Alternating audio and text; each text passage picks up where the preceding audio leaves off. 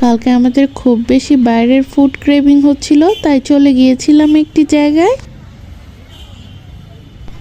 জায়গাটি বর্তমানে বেশ ভাইরাল।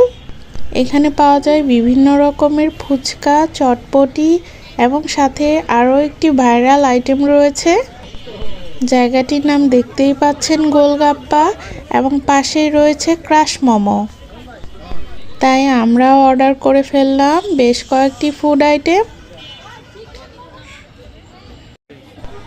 যেগুলোর মধ্যে ছিল ঝাল ফুচকা, দই ফুচকা, শাহি ফুচকা এবং পাশে ক্রাশ মোমো ছিল। সেখান থেকে আমরা চিকেন মোমো নিয়ে নিয়েছিলাম।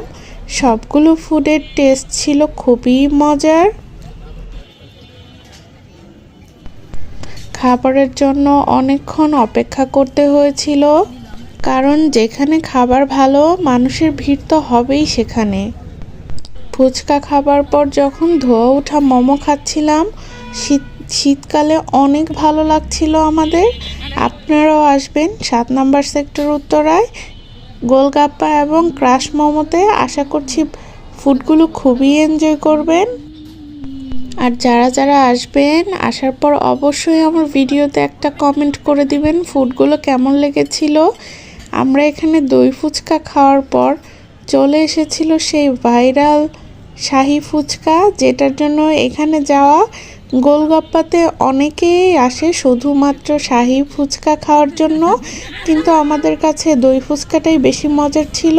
আপনারা অবশ্যই গিয়ে ফুডগুলো